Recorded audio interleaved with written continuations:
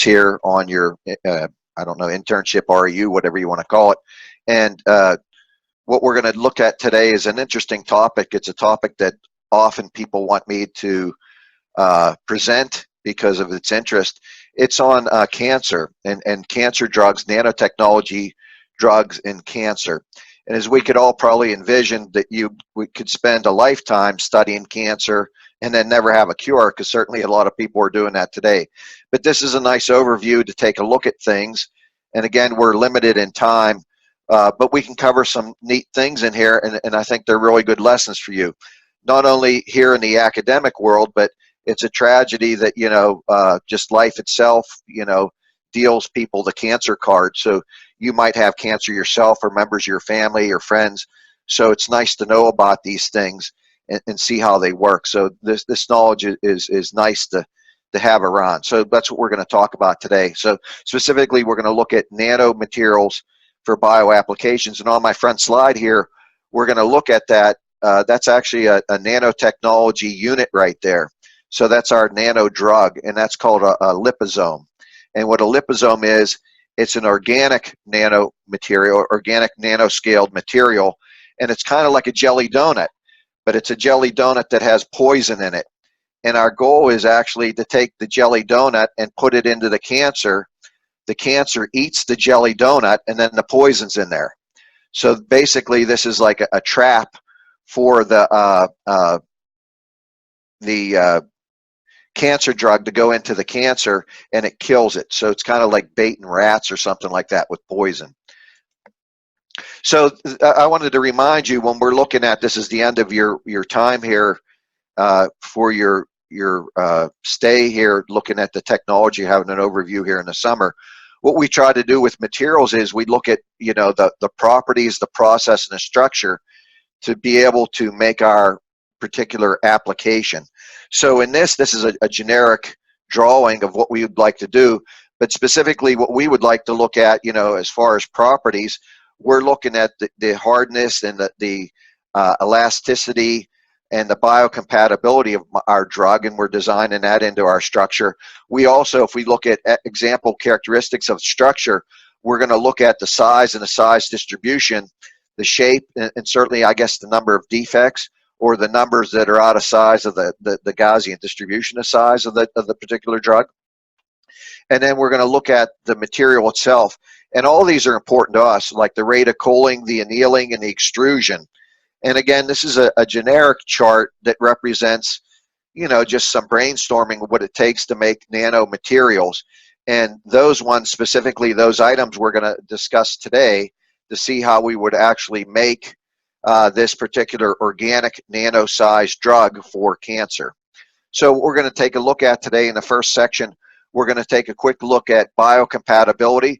So I assume there's people in the audience here watching this video that don't have a really good grasp of biotechnology or cancer or cellular function, because they might be brilliant people, but they're electrical engineers and they never get that opportunity you know, to take classes in biology. So for bioengineers, this will be a little bit boring and probably, you know, certainly not on their scale. And they can see that I'm going to abbreviate a lot of stuff for time's sake. But we're going to take a quick overview of like what cellular interaction is, and we're going to look at the size of the cell, a generic animal cell. You know, what's the importance of DNA, and you know, what is cancer. So boy, that's a lot. You know, that's probably a lot to cover in a week in a biology class, those particular topics. And I'm going to cover it today in, you know, 20 or 30 minutes. So hopefully we can you know, grasp the important details and get them out there, because that's a big chunk of technology we're going to try to assimilate in a rather quick time. And then I'm doing that to set up the second part of my presentation, which is we're going to try to look at this material called a liposome. And when we do manufacture, so this is a manufacture, or at least my discipline is in manufacturing on the nanoscale, we want to look, how would we manufacture in the nanoscale a liposome? And that's different from a lot of the things that you've looked at so far in your stay here in the summer, because we looked at things like plasmas or vacuum technology or lithography, dry etching, those kind of topics. And this is divorce of all those things. So this is a different topic, But again, when we take a look at, you know, nanotechnology and material science, it overlaps in these areas. So it is another separate, maybe a separate subset from the other things that we discussed here. So I think it rounds out your orientation and gives you a well-rounded look at, you know, nanomaterials. So let's get a start in on that. So first of all, we want to define what biocompatibility is. And biocompatibility is the ability of a material to perform with the appropriate host response in a specific application. So to do this, to engineer this biocompatibility into the material, the nanotechnologist must amalgamate the understanding of the materials in a biological response. So we take foreign objects like gold nanoparticles and we put them in the body to do a specific job for us. And then we have to say, well, the body probably doesn't want to have gold nanoparticles in there. How would we hide them, or how do we coat them, or how do we deliver them in the body? Because the body might, per se, reject those. So we look at the body's response. So sometimes we do want the body to reject things. And for example, if we have a screw and put it into a bone, like you break your bone, you put a screw in there and it's bioengineered screw, specialty screw to hold your bone together. But what the body will see that and kind of like reject that and form bone cells around it, kind of like a scab in some senses, so that it protects the body from that. But what it's going to do is heal that screw into your body. So that's one way of looking at it, that the biocompatibility in that issue, we have a dramatic biological response to coat over that object. We could look at another version of that, which is still biocompatibility, and if we put a catheter or something in your heart or in your arteries or whatever, we don't want the body to heal over that and to clog it and to grow things over that. We would have that as the exact opposite of that. So biocompatibility could be really rejection of that or acceptance of that body part or this foreign object in there. So biocompatibility is both, you know, a positive and negative thing, how the body would react to that. So you can have like ignore or dramatic reaction. And that's what we have to do as nanotechnologists. In our materials, we got to program our materials so when we put them into the body, we're going to have the reaction that we want. So that's really critical to understand that.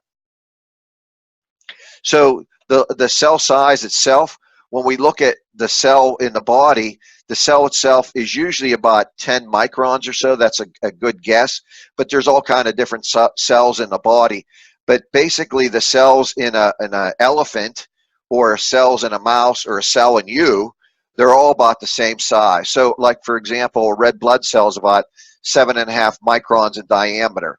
And what's nice about that is if we made like some kind of lab on a chip or some type of discovery for mice or for horses or for cattle, we could probably directly apply that to people because the cells are at the same size. And why, a good question is, why would the cell size be moderately standardized throughout the animal kingdom? And that's because it's efficient. And so we need to have this cell size that carries out the biological response of the body. So what what nature has done is actually gave us a specific size that's really good. So here's a nice relative particle size, and I have this slide in a lot of my drawings because I try to interrelate things throughout the program that I teach here at Penn State.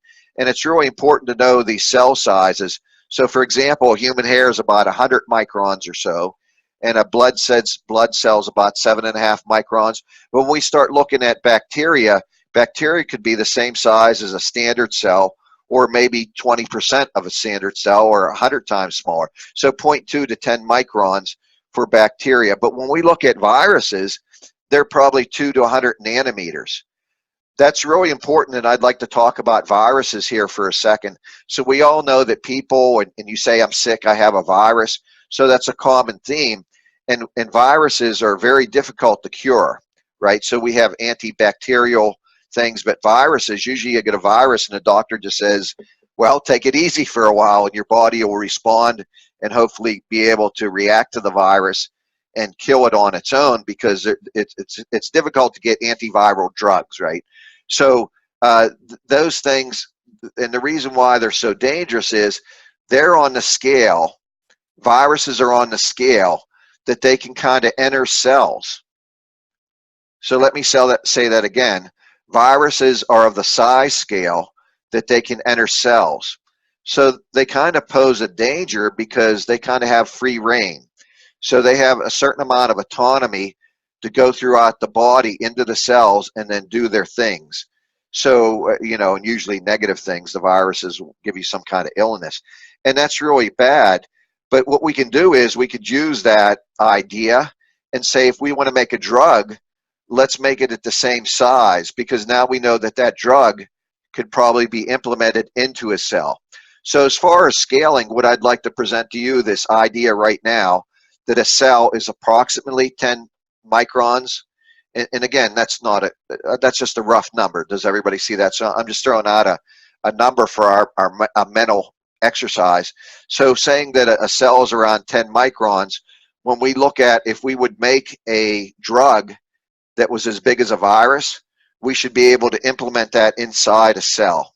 And that's what we're going to do today. So a key to today is the realization that the drug that we're going to make a man-made drug that's as big as a virus. Does everybody see that? And that's our goal. So let's discuss that goal a second. That's crazy. Does everybody see that? Like, we're sitting around, drinking coffee here on a Thursday morning saying that, what we want to do for a living, that we're so cool as like engineers and scientists that we can make drugs as big as a virus, program those drugs so that we can specifically send them to an area in the body to do some healing thing. And then the one I'm proposing to you today is to do cancer. So this is a pretty wild story. Does everybody see today's presentation? We want to be like the craziest of all ninja, engineers and scientists, that we could create drugs as big as a virus and then be able to send these drugs that are as big as a virus into a patient that has cancer and then to kill that cancer. And again, that's crazy, but it's not a pipe dream. I'm going to show you what we do, and it's us. We take responsibility to be able to do things like this. So this is why you get educated, because these things are possible today, and we need people like you, the youth, to be able to carry this forward and to be able to continually make these drugs, because these drugs are cool. Does everybody see that? So we're going to talk about drugs that they're using today in hospitals, not in research. Today at the local hospital up the street from me, they're probably administering these same drugs to help cure cancer. So this is where the bar is. Does everybody see that? It is, again, kind of wild that we could sit here and say that we're going to study so hard to put our efforts in that we can actually cure cancer. You guys, in 2 or 3 years, you could be making this stuff and impacting society really greatly. So I think you should be proud of your work here in the summer and proud of your work as an engineer, because you can do these things. Does everybody see that? So I think this is a really cool presentation, so I'm glad you're attending today. So this is a generic animal cell off of like an NIH or NSF website. And what this basically says, inside the cell, we have things like the nucleus. And in the nucleus, what we're going to do, that houses the DNA. And the DNA, we could say, is like an analogy. That's like your hard drive. And then what the DNA is going to do is that hard drive is going to express like a program. And that program is like that subroutine is going to be RNA. And RNA is going to be like a program, like Microsoft Word package or something, or like Outlook, or some kind of email thing, or like Google Mail. And what that's going to do, the RNA, that program that we're going to call off the hard drive, what it's actually going to do, its thing is not to get email. What it's going to do is that RNA is actually going to make proteins. And those proteins are what's expressed in your body. And the proteins, if you would talk to a biologist, they would say that proteins are life's currency, and proteins make things happen, and that's communication. So I think that you should know that proteins are things like hormones. So the definition, a hormone is a protein, and that would allow your body to do specific things. So the body uses, like sugars and stuff like that to do the energy as a driving thing. But basically, if you would say to a biologist, and again, I'm only given 90 minutes or so to give a presentation on biology, it's very difficult to do, but the thing that I'd like to have in your mind is, proteins are life's currency. And what they do is they lock and unlock things and make things happen. And they're like a cascade agent that allows your body to do things. Like, the proteins, if you get a cut in your hand, the proteins are going to do this signaling, etc.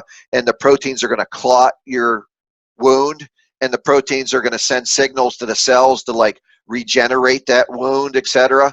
So the proteins are like the movers and doers in your body. And that's especially true to know. Does that make sense? The other thing that we want to know, and I'm going to give you in the presentation, I want to show you multiple times so that you get these big ideas. What your cells have to do every once in a while is they die. So what they do before they die, they probably make a sister cell so that replaces your cell. So every so often, all your, like, not all, but periodically, things like some of the cells in your liver die. And they die because they get old and they need to be replaced. So what they'll do is they divide, and then maybe the old one will die later. It gets defective and it's killed off. And then that's called apoptosis. So your body detects that a cell isn't doing the right job or some other thing like that. And what it'll do is self-kill itself. And that's important, because if your cells get old and start doing funky, goofy things, then you don't want that to happen, because you're going to start mutating. Does everybody see that? And that might sound funny, but the reason I'm talking about this funny story is that is what cancer is. Cancer is rogue cells that don't know to kill themselves, that rapidly multiply. Does everybody hear that? So it's kind of like a funny story, but the story is, what is cancer? Cancer is a mutation that doesn't follow the standard rules of cellular division, doesn't do the standard rules of cellular life, because there's a finite life in a body of a cell. And what cancers are is they don't have the ability to kill themselves, and they don't have the ability to turn off division. So what they do is they grow these tumors. And those tumors basically and literally suck the life out of you. So it's kind of like one of these movies, I don't know, what's the movie, like Aliens, where things grow in you and something pops out your chest, but it's not going to be that crazy. But you get this tumor in there, and it's like an alien form that's in your body. Does everybody see that? And it's going to take over and kill you. And that's what we don't want to have. Does everybody see that? So the drug that I'm proposing today, and of interest in this presentation, our drug, what it's going to do is, during that, when the cancer goes to divide its cells, it's going to prevent the cells from dividing. Therefore, the tumor is not going to grow. Does that make sense to everybody? So, first of all, what I have to do is define what is cancer. So cancer is unregulated cellular growth that you don't want.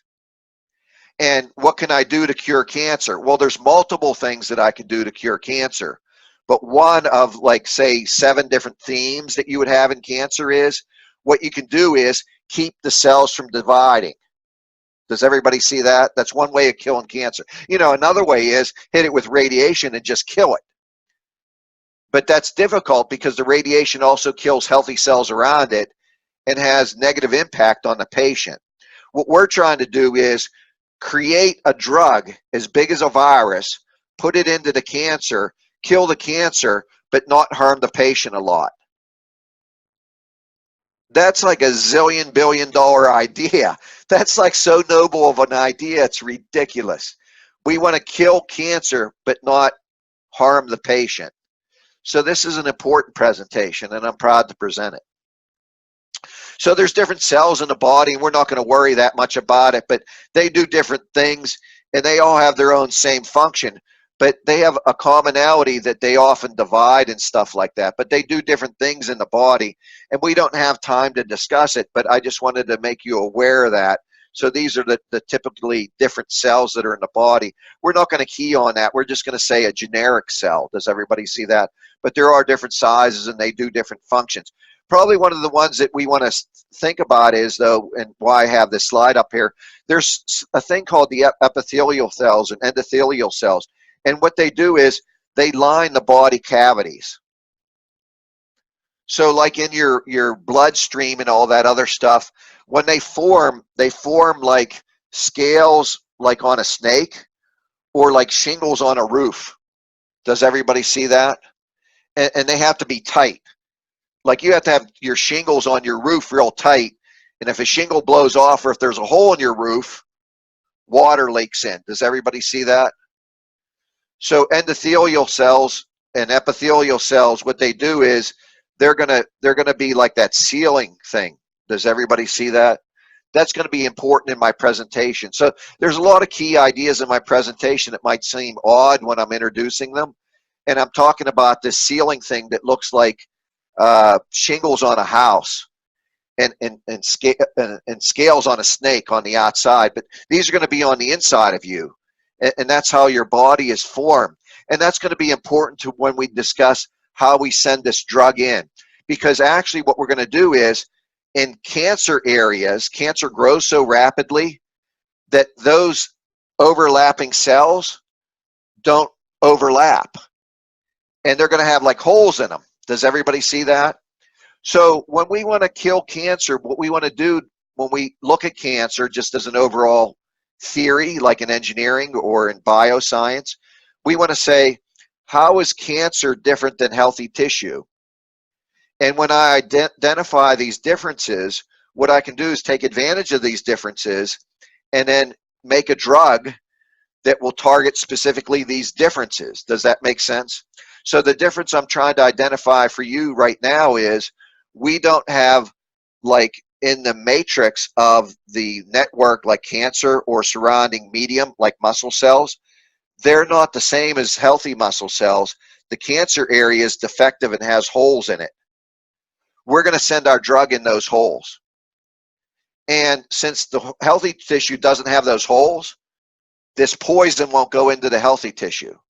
Does everybody understand that? So we're trying to identify why is cancer different. And when we identify that, we're going to use those differences to our advantage, and we're going to send in the drug in those specific areas. So this is a membrane structure, and we're also going to say this is the basis of the drug I'm going to make. So this is a cutaway version of what a cell membrane looks like. So this is a cell in your body, like a blood cell or something, and the blood cell is like a water balloon, right? And then the balloon itself, that outer coating, this is what it looks like. And interestingly, that outer coating and what every cell is made out of, it's made out of these things called a lipid bilayer.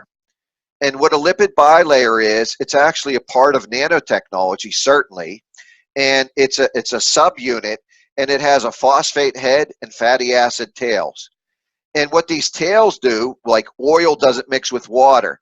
If we would put this in a solution, these lipids, when we put them in a solution, all the fatty tails are going to go to minimize their energy, and the phosphates are going to point to the water. So basically, cell membranes follow this nanotechnology rule set by the lipid. Does that make sense to everybody? So the lipids have two different ends. They have a phosphate head that likes water, and they have fatty tails that don't like water.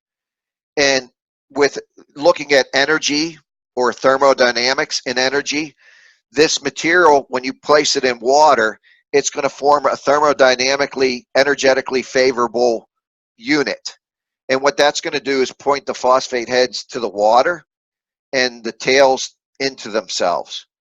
So this is how cells work. So this is a membrane structure, and nature does this, and it's been doing it for billions of years, right? This is like in amoebas. This is how things are formed, right?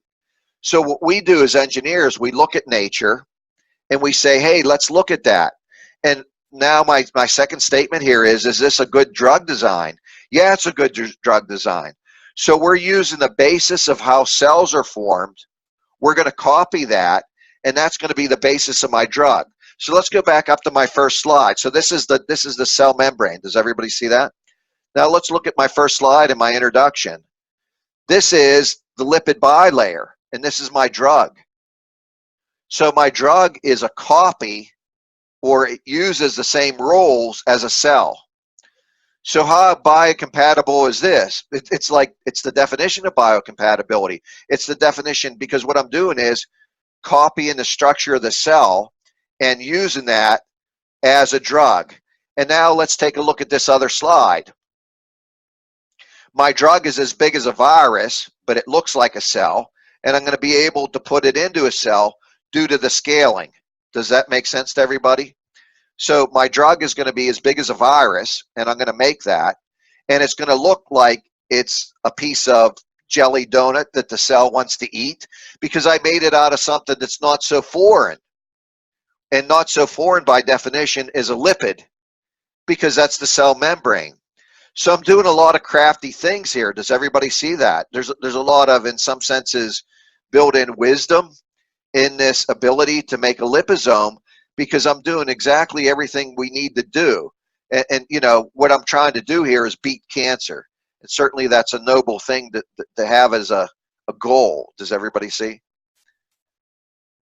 So this is the phospholipid structure. And if we look at the head over here, the head is a phosphate, and the head likes to go to water. And then the tails are made out of fat, so they're going to point in. Does that make sense to everybody? So that's what we're trying to do. We're trying to make a drug that's biocompatible and is energetically favorable, because we don't have that much energy in the body. Does that make sense? And we want to use like the rules of water and self-assembly. So this is the animal cell right here. And again, we went over this, and what we're importantly looking at is we want to like tie up the DNA when it goes to do cellular division. So I'll present some slides on that when we get to it. So the DNA itself consists of a number of nucleotides, and what these nucleotides do is they actually encode for protein synthesis. So for every 3 nucleotides, those things are like a digital code, like in computer science. Like if we have, you know, 1001 or something like that, you know, 1001, that would be 9, right? So 8 and a 1. So that would be the code for 9 in a binary system, right? So what we do is we use this, and we're going to use these base pairs in here, and every 3 base pairs are actually going to be encoded into an amino acid. And the amino acids linked together are going to give us a polypeptide. And when a polypeptide is in a water, it's going to move and then fold into a 3-dimensional structure, which is then a protein. And these proteins, like I discussed before, is going to give us the possibility to do communication within a biological system. And so this is a self-assembly rule. When we break our DNA is a 2-tiered system. So we have a complementary strand on either side. And by complementary, I'm going to define that as one area has like this guanine. It has a role that it's only going to form its sister on the other side is going to be the cysteine. So a G forms to a C, and a T forms to an A. And if I have an A on this side, it's going to be a T on here. So it's kind of like a reverse image. Does everybody see that? So there's a role of G's and C's and a roles of A's and T's. So if you knew one side of the DNA, one side of the strand, you know the other strand. And importantly, what nature does is when a cell divides, it takes those strands and unzips them, and then it makes new DNA because it would know what the other side looks like. Then what you have is, in some senses, I guess a loose word would be a cloning.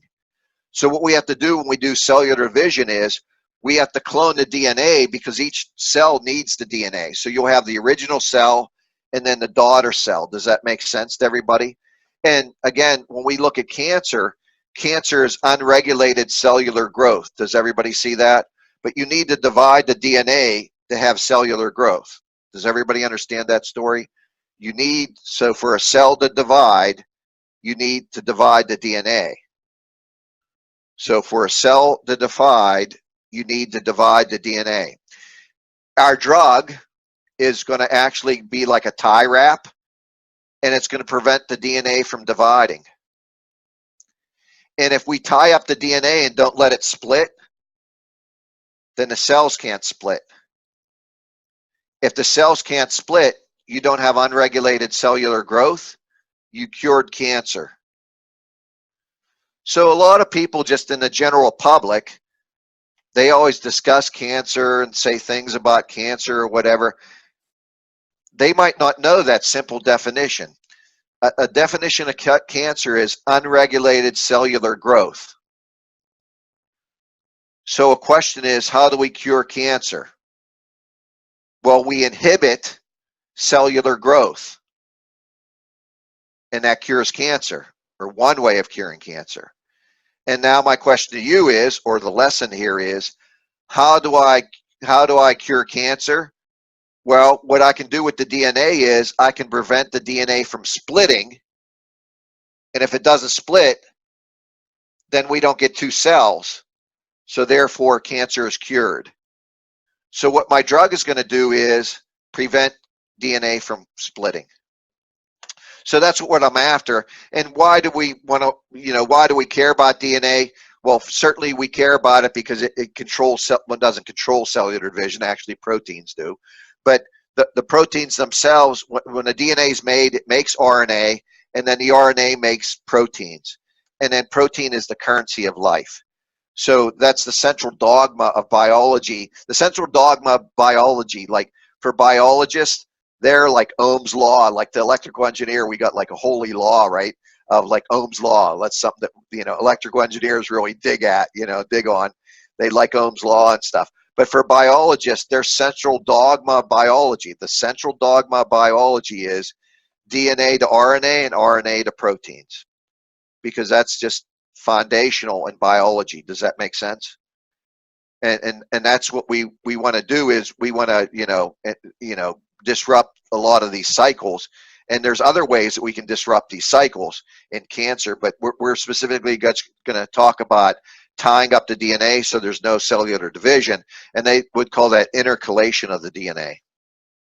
And this is a codon table. So like for every 3 data bits, like those G's and C's, you can see this table right here, and like the T is replaced by U in a conversion, so you don't have to worry about that much. But basically, when we look at these encodings, they're going to give us the different amino acids, and then a bunch of amino acids together give us a polypeptide, and a polypeptide is going to give us a protein. So that is showed here. So what we're going to get from the DNA, we get an RNA segment, and the RNA is going to encode for amino acid assembly, and amino acid assembly is going to give us polypeptides, and they're going to give us the proteins, and proteins are this, the essence of life. So this is why these things are important. So the membrane structure, when we do communications, things go in and out of the cell generally through a term called endocytosis. And what we often do is a protein will come over to the cell, and these cells in this area right here, they might have something that looks like a garage door or a door on your house. And what the protein does is it unlocks the door, and it'll allow transport between the cells. So to carry out life, the cells have to communicate with each other. What do they communicate? They're communicating like make a hormone, send out a hormone. I have a cut, send me some blotting, material. I have a damage in my knee, heal my knee, or I have a cut, heal the skin. So these proteins sense these things, and they allow your body to interactively carry out life functions. So that's why these things on the surface of a membrane, these communication things are important. So the point that I would like to get across is what we have to do is we send on our drug, and our drug has to have the ability to go into the cell. So it has to be the right size.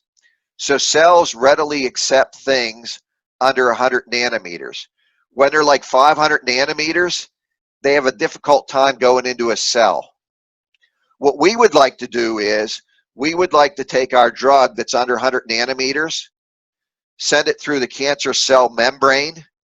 When it goes into the cancer cell, inside the cancer would like to take that subunit in that looks like a jelly donut, and it would like to take the jelly donut apart for energy. And it wants to reuse the lipids, it wants to reuse the protein in there, it wants to use the sugar in that to do its work. Does everybody see that? So loosely, my story by analogy is I'm going to make a drug that looks like a jelly donut. And it's going to look so good that the cell is going to say, hey, and it's going to have maybe communication on it, maybe. And what it's going to do is allow it to go into the cell. And once it does, the cancer cell is going to say, oh, good, here's a jelly donut. And it's going to open up the jelly donut, and it's going to release this stuff that's going to tie up the DNA and kill the cell. Does everybody see that? That's the big picture. So that's why these cell membranes are important to us. So this is the DNA replication. Again, this is before cell division. The DNA is together in the double helix that we're all familiar with. Does that make sense? But when a protein sends a signal over and says, hey, I want to divide, and cancer does that all the time. Cancer has unregulated cell division. So it's always saying divide, divide, divide. So this will have this division right here. What my drug is going to do, where this area is, where we see this pink arrow in the second frame, what we're going to do is it's like a tie wrap or a chain or handcuffs. It's going to tie the DNA up so that it can't split like this. Does everybody see? And if it can't split, then we don't have protein synthesis. I mean, cellular division. Therefore, we don't have cancer. So this is cancer. So as a definition here, cancer is known medically as a malignant neoplasm. It's a broad group of various diseases, all involving unregulated cellular growth. In cancer, cells divide and grow uncontrollably, forming malignant tumors and invade nearby parts of the body.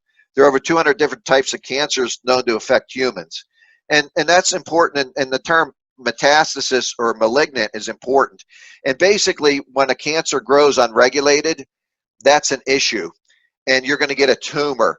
But actually what kills you is when that tumor moves to another part of your body. So for example, you could have like tongue cancer or lip cancer, and you get that from chewing tobacco or cigars or something like that. And that's an issue because you have cancer in your mouth. But probably what's going to kill you is when that cancer moves into your liver or moves into your pancreas or moves into your brain. And those are when the tumor moves from, because it doesn't know to stay at one place, it'll move into some other area, and then its unregulated growth will kill you. So that's why if you have like tongue cancer from chewing tobacco, so here's a public service announcement: don't chew tobacco, don't smoke cigarettes. Does everybody hear that? Because when you do, you get like a cancer in your lip or on your tongue. But that's going to break free and move to your brain or your liver. And when it gets to that area, because it's stupid, the cancer, it's going to grow, and that tumor is going to kill you. Does everybody see that? So that's what metastasis is. So cancers get really, really serious when they move. And then when they move and have unregulated cellular growth, like I said, it's like a foreign thing, like in that movie Aliens. It's going to kill you. Does everybody see that? And that's what's bad.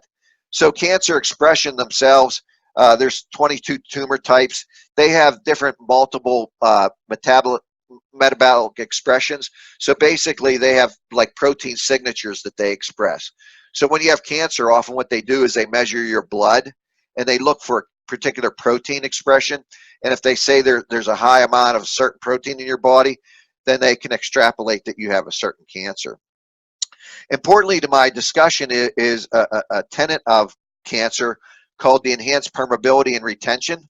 And at this part, what happens is the cancer cells themselves, what they do is they grow, and when they take in stuff, they don't have the ability to get rid of waste byproducts. That's important because that's one of the reasons that nobody is able, that cancer grows and it's hard to cure, is because it has all this junk and waste material in there, and it's at a positive pressure. It actually mutates often. Does that make sense? So anyhow, let me move on to the next slide. So this is the cellular division. So when we go through cellular division, when a cell divides, we have to go through this process. And what we're going to do is, when we do this DNA synthesis thing to like split the DNA, what our drug is going to do is cut that down. Does that make sense? We're not going to allow that to happen. Therefore, we don't get unregulated cellular division. Does that make sense? So here is the, if you look at cancer in general, here is the what happens in a cancer scenario. So these are the different types of drugs and the different areas in a cell cycle.